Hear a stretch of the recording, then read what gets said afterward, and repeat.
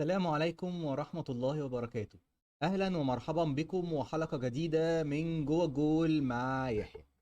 النهاردة كان في مباراتين في الدوري المصري، المباراة الأولى ما بين الداخلية وغزل المحلة، والمباراة الأخرى ما بين المصري وطلائع الجيش. أنا هتكلم ليه على مباراة الداخلية وغزل المحلة، لأن نادي الداخلية من بعد مباراة النادي الأهلي الأخيرة، بعد ما تعادل في الدقيقة 90 مع النادي الأهلي 1-1. نادي الداخلية بيقدم لوحة فنية محترمة، أداء مميز مع الكابتن علاء عبد العال. المباراة انتهت بفوز نادي الداخلية 2-1. احرز الهدف الاول سمير فكري من كوره جميله جدا من فهد من ناحيه الشمال، رقص ولعبها بالعرض لسمير فكري وحطها من مره واحده. الهدف الاول لنادي الداخليه. ثم الهدف الثاني العالمي، هدف مارادوني عالمي لعبد الرحمن السكران، كرة من ناحية الشمال استلمها، رقص واحد واثنين وثلاثة واربعة ودخل جوه منطقة الجزاء ورقص اتنين تانيين وراح حاططها على يمين حارس مرمى المحل. هدف عالمي، هدف جميل جدا جدا جدا لعبد الرحمن السكران. ثم هدف احمد الشيخ في الدقيقه 87 من ضربه جزاء لنادي غزل المحله، حطها على يمين عماد السيد. المباراة الأخرى كانت ما بين النادي المصري بقيادة كابتن حسام حسن ونادي طلائع الجيش. النادي المصري ابتدى يعني إيه خطوة بخطوة كده، ابتدى يتقدم في الجدول الدوري. النهاردة قدر إن هو يفوز على نادي طلائع الجيش بهدف للا شيء. الماتش كان بيقام على استاد برج العرب، انتهى بفوز المصري 1-0 بهدف عبده يحيى من ضربة ركنية اتعملت، راح حاططها برجله مرة واحدة في المرمى، محرزا هدف المصري الوحيد للمباراة وهدف الفوز للنادي المصري. طيب، نتنقل إلى موضوع آخر، وهو اتحاد الكرة المصري يعلن عن تعيين فيتور بيريرا البرتغالي رئيسا للجنة الحكام ومسؤولا للتطوير. طبعا اتحاد الكرة المصري تعاقد مع فيتور البرتغالي حتى موسم نهاية موسم 2023 2024، يعني الموسم القادم مش الموسم اللي احنا فيه ده. طلع علينا كابتن جمال الغندور وقال طبعا متضايق جدا، وقال الكلام ده مش مظبوط ودي اهانه ل لجنه الحكام او اهانه للحكام المصريين، لان الحكام المصريين المفروض ان هم قادرين على ان هم يقودوا اتحاد الكوره بمنتهى الشفافيه ومنتهى الحياديه. وده بالطريقه ديت كده يبقى كده معناها ان مفيش حياديه في من الحكام وبتاع. طب ما هو يا كابتن جمال، ما هو في فعلا مشاكل، ما هو في فعلا في مشاكل، وفي حكام عندها انتماءات، سواء انتماءات للزمالك والاهلي. لازم الحكام دي يبقى في رئيس لجنه حكام هو اللي يقودهم علشان يقدر ان هو يحاسبهم فعلا، ما يبقاش فيها، انا اسف يعني، ترمخه على المشاكل بتاعه المباريات او الاهداف اللي بتتحسب او ما بتتحسبش او الوقت اللي بدل ضايع. يعني وقت بدل ضايع ده من ضمن المشاكل الكبيره اللي موجوده في الدوري المصري، وضربات الجزاء طبعا. فبالتالي لابد من تعيين رئيس لجنه حكام اجنبي. انا مع هذا القرار طبعا يعني. فكابتن جمال الغندور كان متضايق جدا وقال في النهايه انا ما بيعينيش في لجنه الحكام، لان انا بيبقى ما بحبش التدخل في تخصصاتي لما بكون ماسك. وعلى مدار التاريخ اتحاد الكوره بيتدخل في شؤون الحكام بصفه مستمره.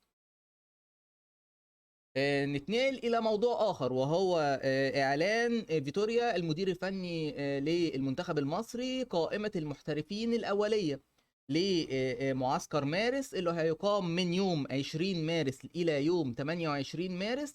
هيتخللها مباراتين لمصر مع ملاوي.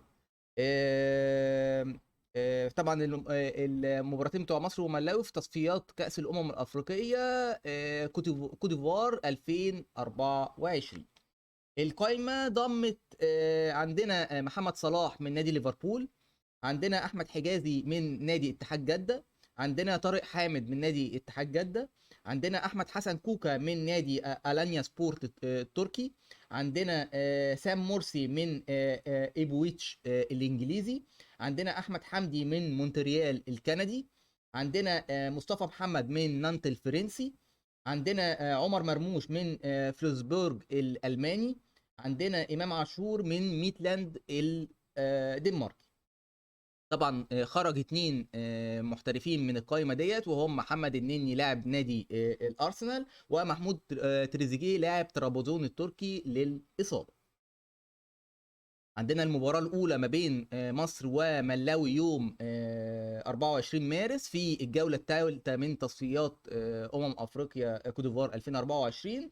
المباراة هتقام على استاد القاهرة في الساعة 9 مساء. طبعا المباراة دي هتبقى في رمضان. كل سنة وحضراتكم طيبين. عندنا المباراة الأخرى ما بين ملاوي ومصر، حددت ملاوي الموعد بتاعها، هتبقى يوم 28 مارس في ملاوي. نتنقل إلى موضوع آخر، وهو عندنا قرعة البطولة العربية. كنا اتكلمنا عليها امبارح، قلنا إنها هتقام على أمس يعني. فعندنا البطولة العربية بنسختها الجديدة 2023 أوقعت نادي الزمالك في المجموعة الثالثة. المجموعة الثالثة بتضم الزمالك والنصر السعودي بقيادة كريستيانو رونالدو. طبعا هنتفرج عليها. المباراة دي هتبقى مباراة قوية جدا، ولكن المباراة دي هتبقى في الجولة الثالثة في المجموعة الثالثة. الزمالك أوقعته المجموعة مع الزمالك والنصر.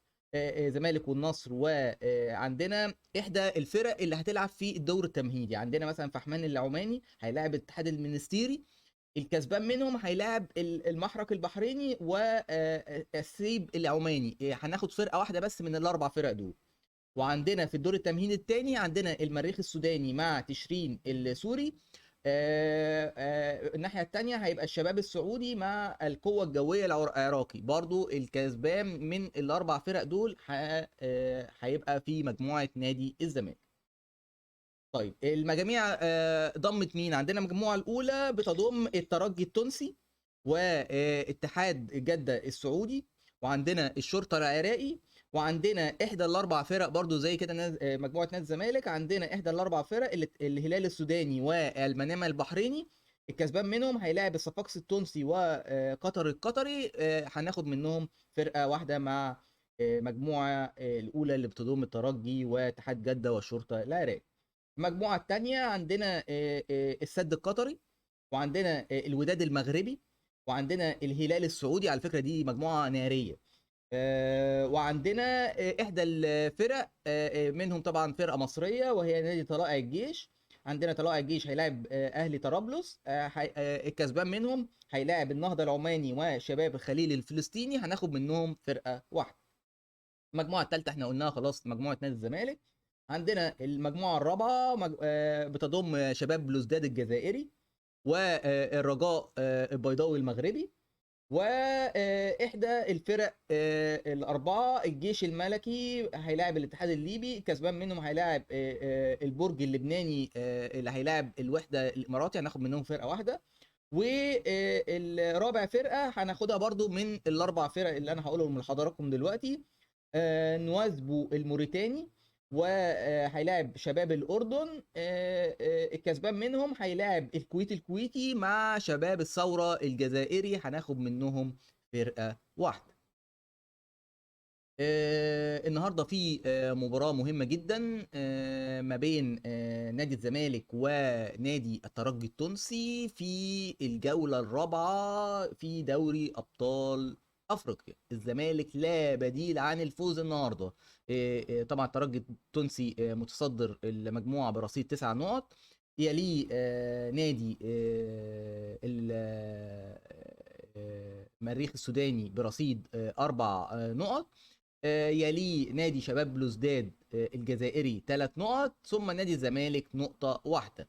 لا بديل عن الفوز النهارده والفوز في المباراتين القادمتين في دوري الأبطال لمواصلة أو التأهل من دوري المجاميع إلى دور الثمانية.